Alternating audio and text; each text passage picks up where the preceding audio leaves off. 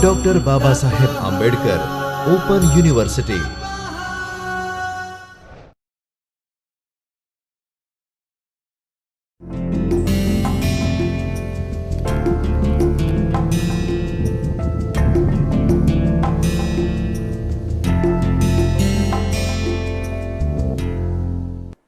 Okay, so let's get started. So last time we saw definitions of the complexity classes EXP, NEXP and so on. So today we will start by looking at a technique by which we can translate collapse of a class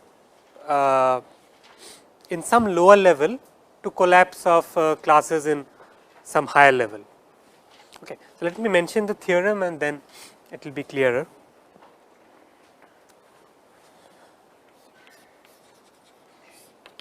Okay. So, if P is equal to NP, then we can show that EXP is equal to NEXP. Okay. So, if I can show a collapse of these two classes in the, that is in the polynomial time setting, I can show that even in the exponential time setting the analogous classes collapse.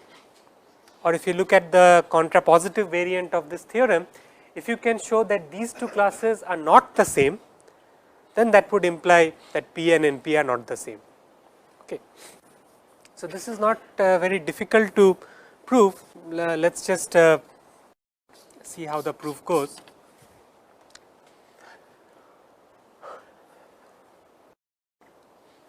Okay. So, let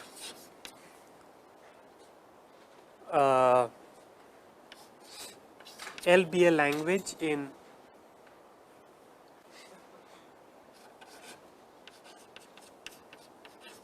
NEXP. Okay. So, what does that mean? That means that there exists a non-deterministic Turing machine M such that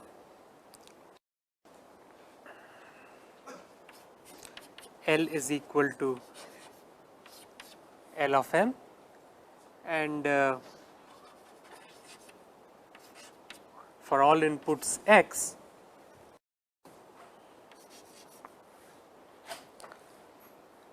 M runs for at most 2 to the x to the so order of 2 to the x to the power c steps, okay, for some constant c. That is the definition. So, what we will do is from L we will construct a new language which we will call L pad. Okay. So, this language L pad is the language of all tuples of the form let us say a string x comma the string of all ones having length, that is 1 to the power 2 to the power size of x to the power c. Okay. So, you take the string x and concatenate it with 2 to the power x to the power c ones. And which are the x's that we consider? For all x's that belong to L. So, what can we say about this language L pad?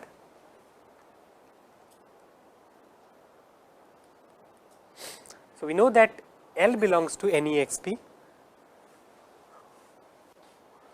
What can we say in more specifically, in which class do you think this language will lie? So, we always count the running time as a function of the input size.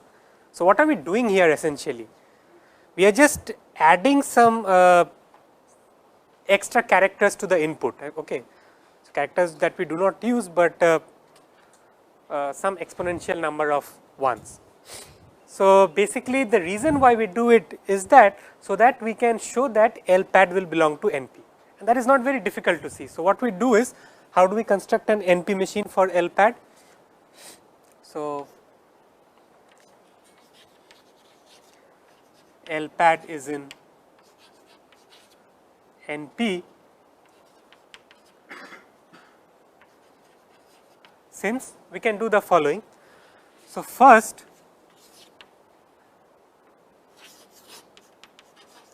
given let us say a string z, okay. So, we are just given a string z,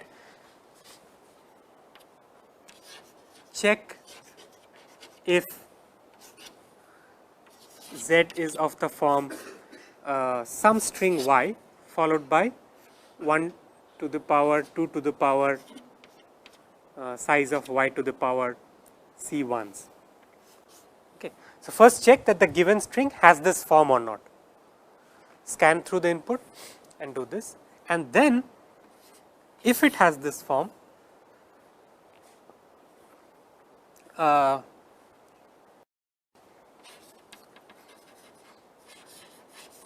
simulate the machine M on Y, okay, and output the answer.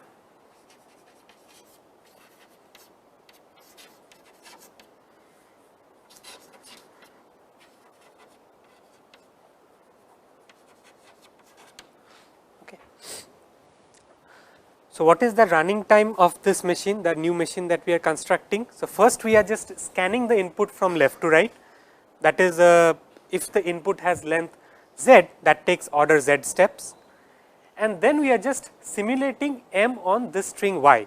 So, we know that M runs for at most 2 to the power y to the power c steps. So, the second step will also be order z, right.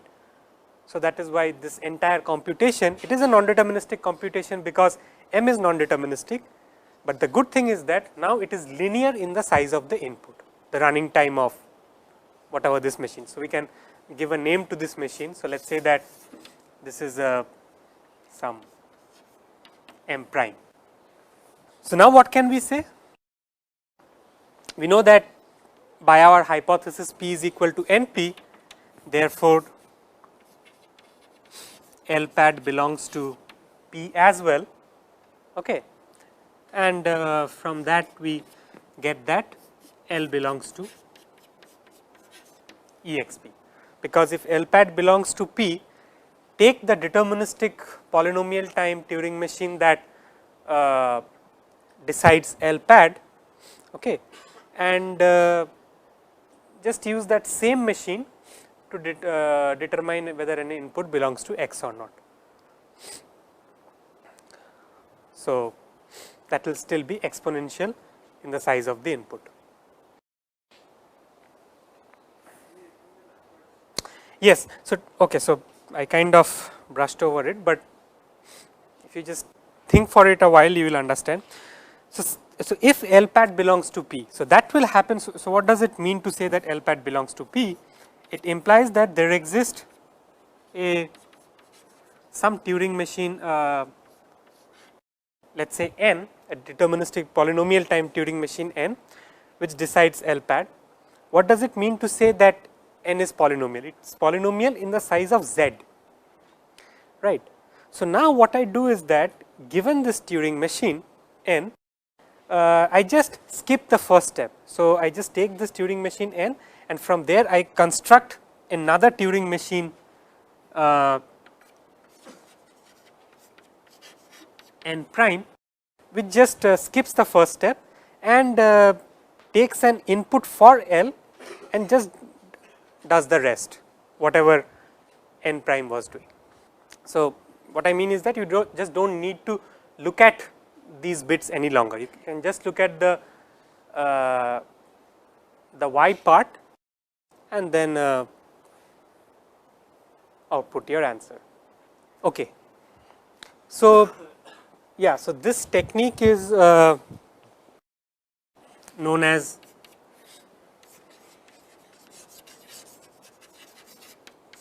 padding in complexity theory, because essentially what we are doing is we are padding the given input by a kind of a redundant string of a certain length. I mean, in certain cases where we are showing a result like this, that is, we want to cascade, I mean, we want to translate a result which holds for some smaller class to some larger class. So, one of the aims or one of the goals of complexity theory is to prove separation between two complexity classes, right.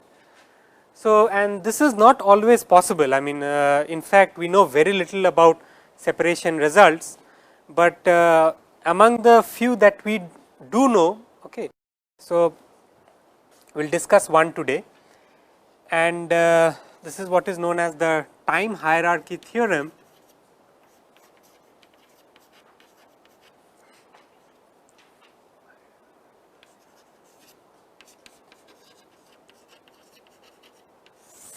And the technique that this theorem uses to prove that two complexity classes are separate is something that all of you actually have seen, okay, in your TOC course. Basically, this uses the technique of diagonalization. So, when you saw that the halting problem or some other problem is undecidable, that is not computable using a Turing machine, you saw the technique of diagonalization, right, where you thought of strings as machines and then you flipped the diagonal elements and got a language which was not decidable by any Turing machine. So, that is the technique that we also use here. So, let me state the theorem first. So, let Fn and Gn be two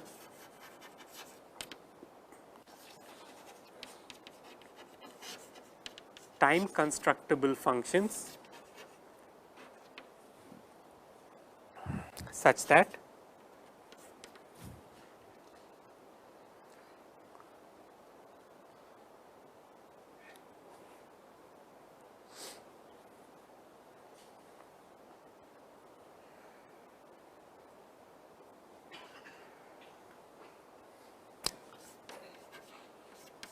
f of n times log of f of n is in small o of g of n. Then what we can show is that the classes, the time classes that are determined by the functions f of n and g of n are separate basically. That is, d time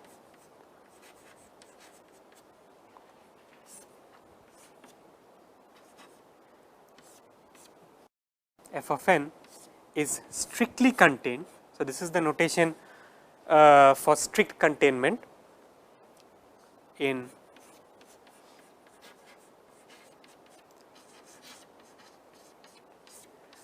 d time g of n.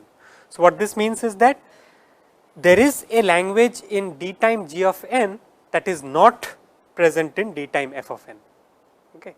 And this is true if we have time constructible functions which satisfy this criteria, that is g of n is strictly larger than f of n times log of f of n, okay. So, just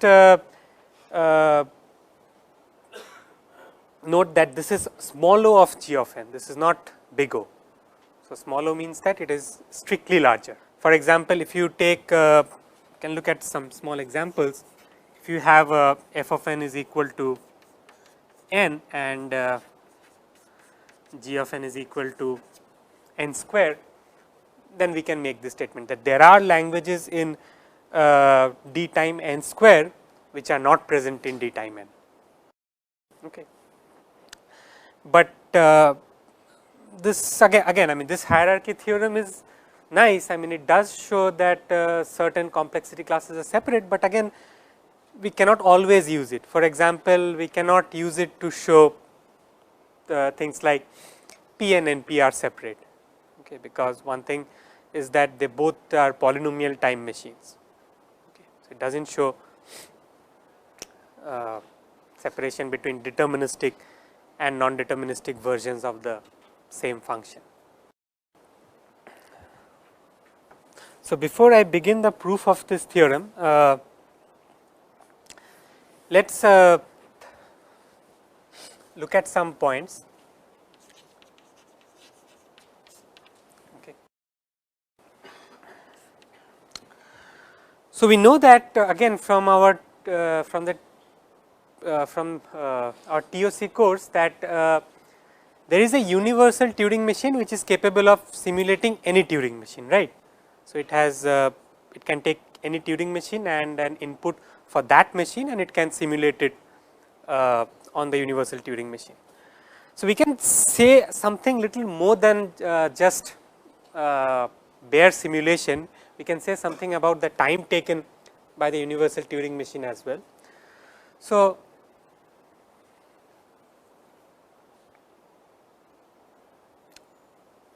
a Turing machine M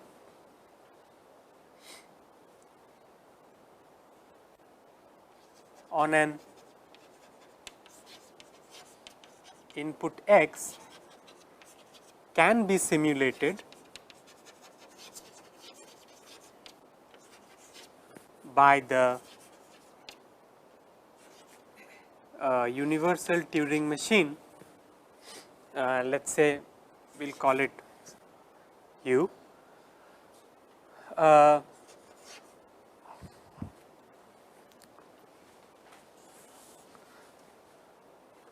With at most a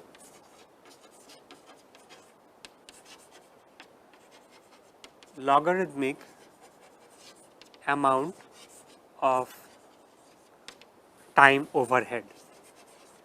Okay. So, let me make this more formal, what we mean here. So, that is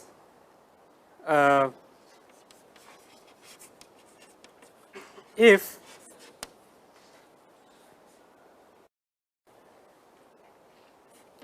M halts on x in at most or say in t steps,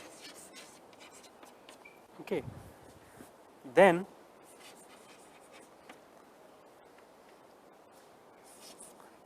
you can simulate M on x in at most some constant c times t times log t steps. Okay. So, this is a constant which is dependent on the parameters of the Turing machine M, that is what is its alphabet size, how many states does it have, and what is the nature of its transition function, okay, which are all constants. I mean they do not depend on what is the length of the input. But apart from that, if M can simulate x in t steps, then if I am using the universal Turing machine to simulate M on x, then that will take just an multiplicative factor of log t number of steps to do the same simulation. Okay.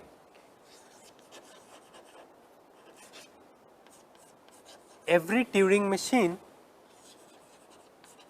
can be represented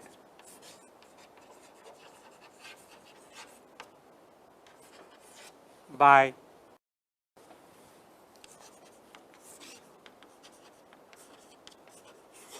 infinitely many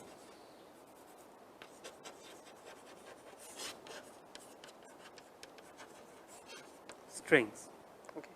Why is this true?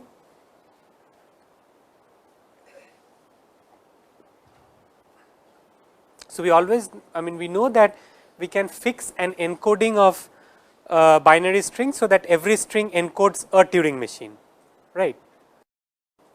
But on the converse, if I look at a Turing machine, then I claim that it can be represented by infinitely many strings. I mean, that same encoding scheme satisfies this property as well. So, after you take a Turing machine and encode it by some particular string, okay, you just pad it with some arbitrary number of ones.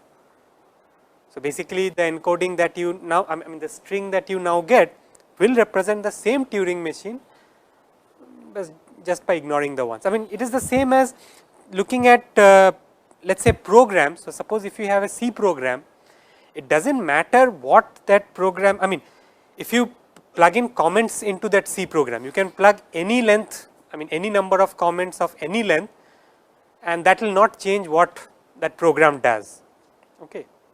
So, there are infinitely many C programs which does the same thing basically by just plugging in arbitrary length comments. So, that is the meaning of this statement. Okay. So, yeah, and as a notation we will just use the following, that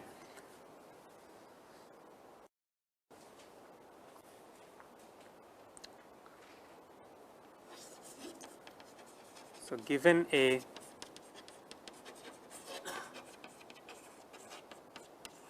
binary string x, let m of x denote the Turing machine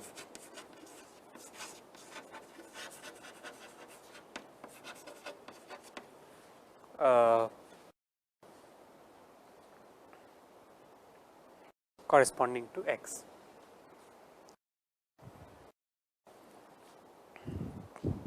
Okay. So, let us go ahead and prove the theorem. So, actually again I mean what we will prove is not the general case for any arbitrary Fn and Gn. So, we will basically prove the theorem for a particular choice of Fn and Gn. So, we will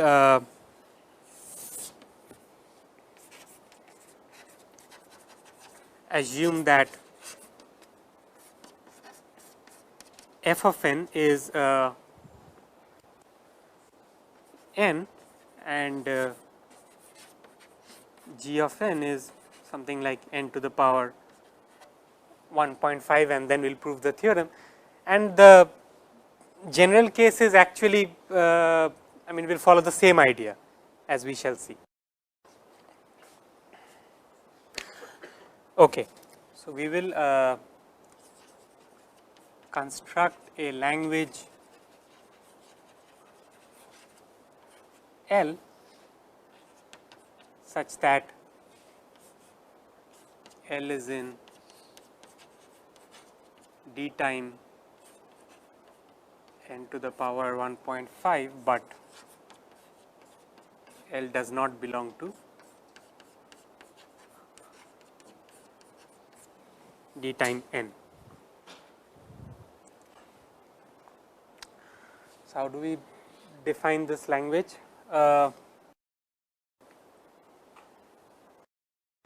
So, we will define a Turing machine D. So, we will construct a Turing machine D as follows.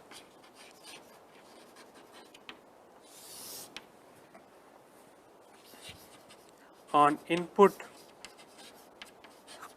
x, what D does is the following. So, it simulates x on m of x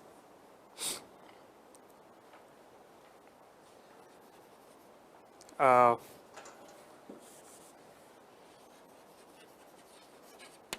using the universal Turing machine U for n to the power some 1.4 steps. Okay, I mean some number that is smaller than this. Okay.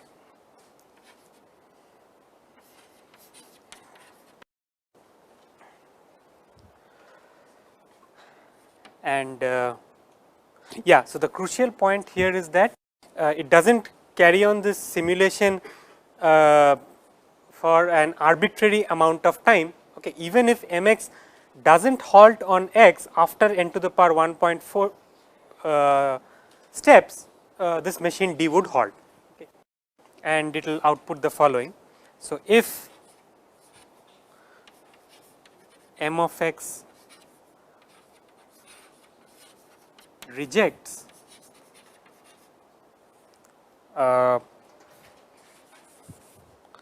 x,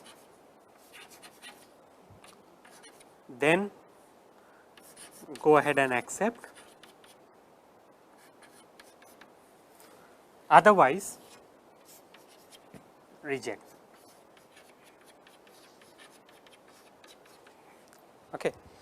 So, if within 1 n to the power 1.4 steps m of x rejects x, then D would accept, and if either m of x accepts x or if m of x does not output anything on x within this many number of steps, then you go ahead and reject in both the cases. So, what can we say about the language defined by D?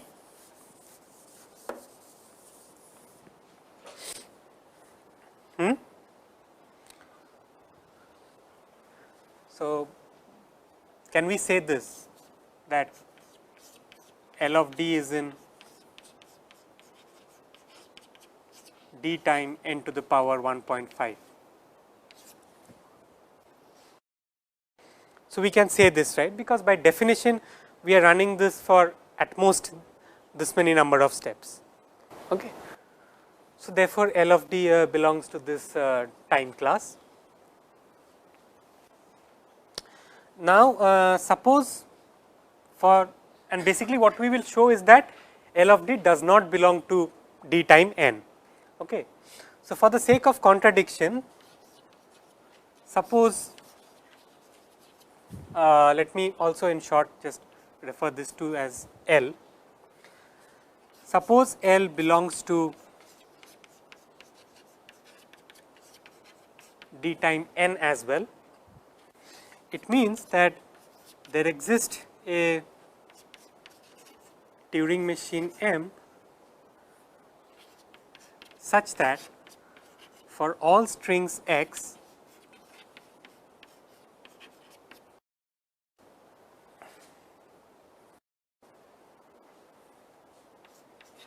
M of x is equal to D of x, and M runs for at most some constant c times the size of x number of steps. Okay. So, since we are assuming that L is in D time n.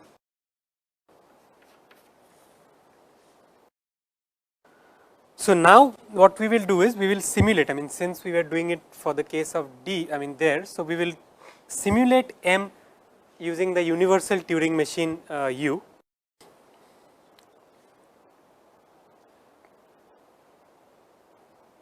Okay.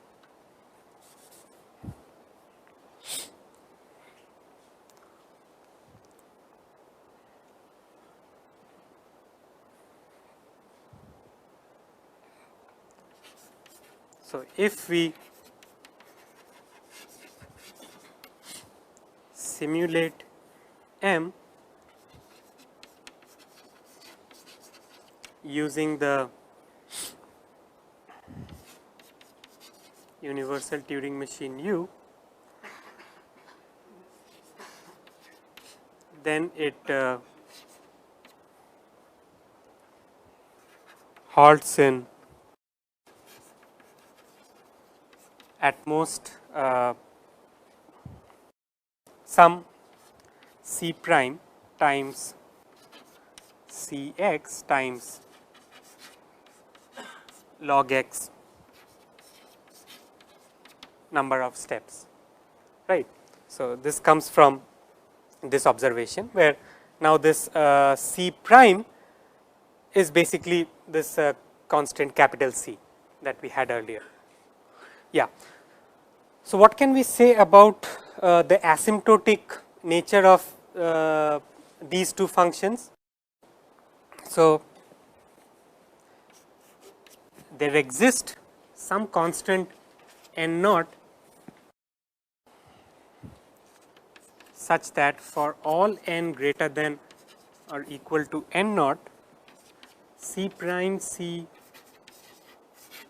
n log n is strictly smaller than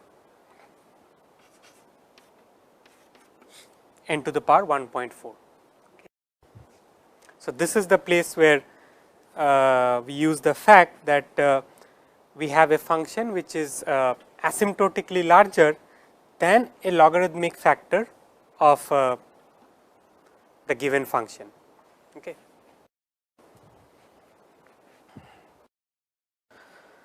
So, let z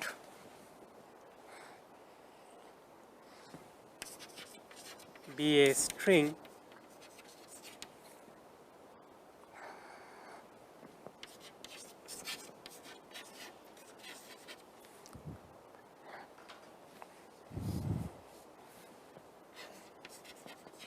representing the machine M such that z has length at least as large as n naught. Okay. That is, the cardinality of z satisfies this inequality. So, why can again we assume that such a z would exist? So, now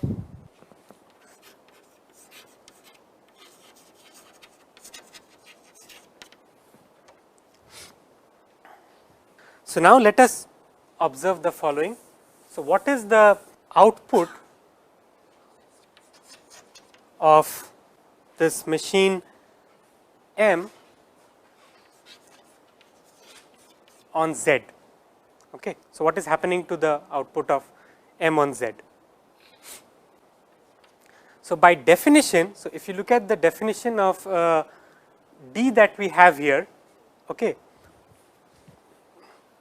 M on Z is so if M on Z rejects, then D accepts Z, and otherwise D rejects Z. Therefore, for this particular Z, what we have that M of Z and D of Z, they do not output the same answer by our construction. Okay. And this is a contradiction, because what we should have had is that this language, I mean this machine should accept the same language, that is, for all strings x, M of x should have been equal to D of x. But now for this particular string that we have exhibited, they have different output values. Okay. And now as an exercise you can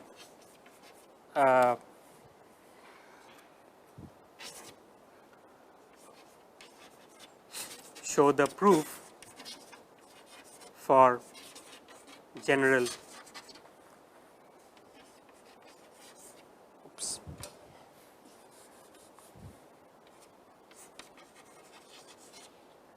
F and G.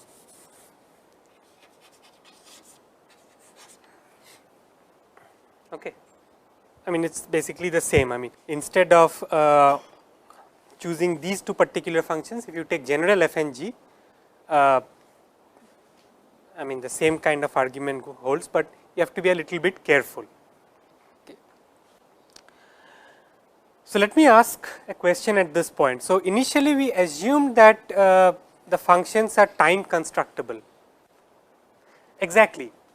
So, over here we are using that the function g of n is time constructible, because so you are given this function g n, right. Now, you are given an input x. How can you run x on the machine m of x for this many number of steps if you do not know what the value of that function is? So, since you can compute that g of n in order g of n time, okay, which we implicitly are assuming here. So, this is I have not stated here, but we have the implicit understanding that we know what the value of this function here is, because this is the function g of n. So, given n, we know what how to compute g of n, and that is why we can do this particular simulation. This inequality might not hold, right. So, there can be a particular n for which c prime c n log n is greater than n to the power 1.4. So, for that we do not even complete this thing. So, it is only for those particular string where we can complete this particular string, this particular computation, that we can claim this result. So, this again, I mean, as you can see, is using the technique of diagonalization. So, but this is kind of different from let us say the diagonalization argument where we showed the halting problem is not decidable, because there we were we had enumerated all particular machines, but here our enumeration is slightly different, although we are enumerating an infinite number of machines, but we are only enumerating those machines which run for this much amount of steps. So, that is the key observation. So, let us look at another concept. So, the concept of oracle Turing machines.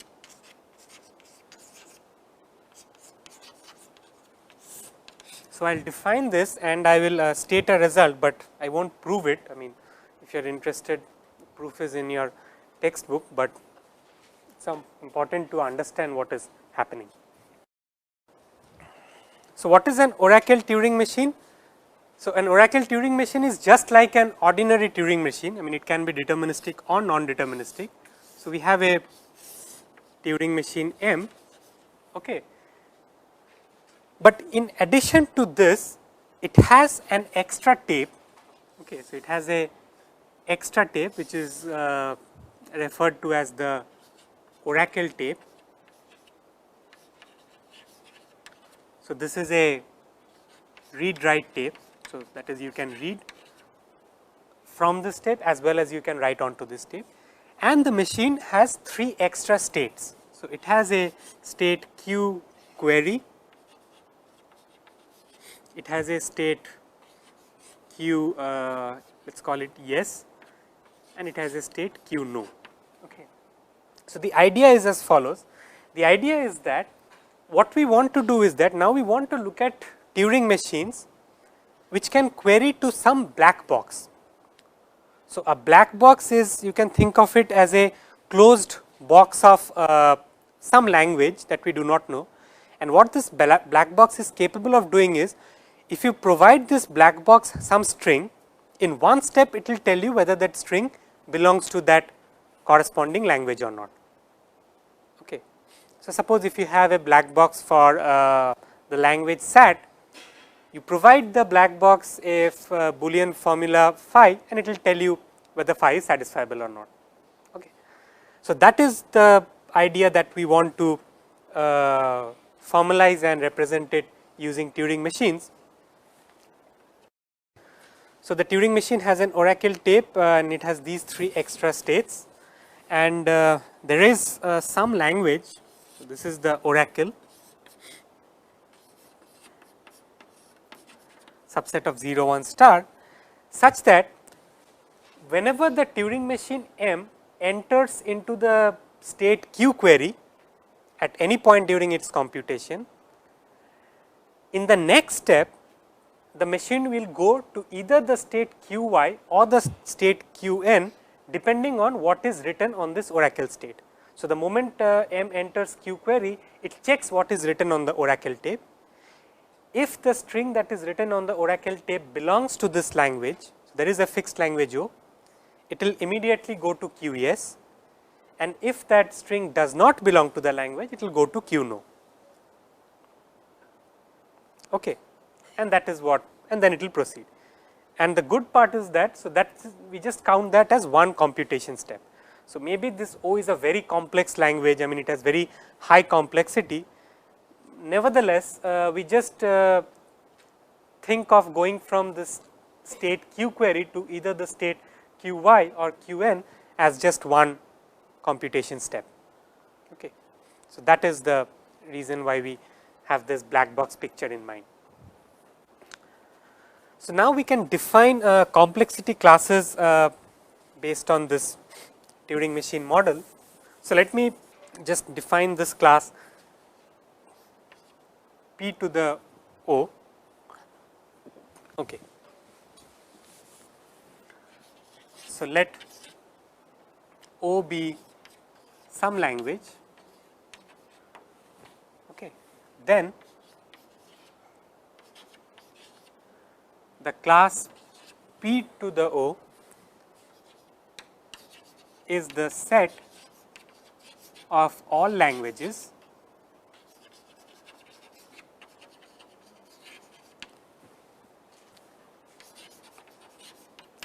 that are decided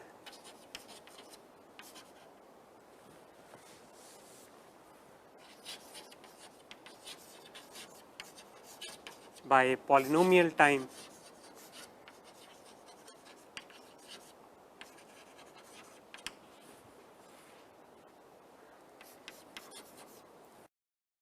Turing machine M with oracle access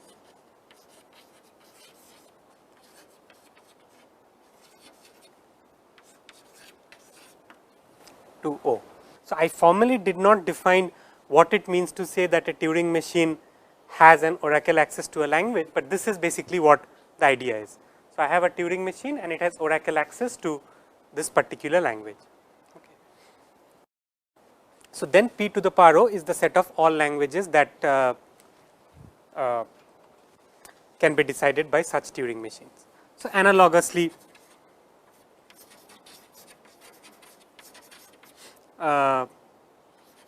we have NP to the power O as well for any oracle O. And in fact, this can be extended to any complexity class. If you have any complexity class, you can think of an oracle for that complexity class and the class of languages that are defined by this notion. So, now let me state the result that I mentioned earlier. So, is this clear what this notion means? So, then what we can show is that the classes P and NP, I mean for the classes P and NP, there exist oracles with respect to which they are the same, and there exist oracles with respect to which they are different. And this was a result that was shown in 1975 by Baker, Gill and Soloway. So, kind of immediately after this theory of NP completeness picked up speed. Yeah, so, this was in 1975. So, there exist languages A and B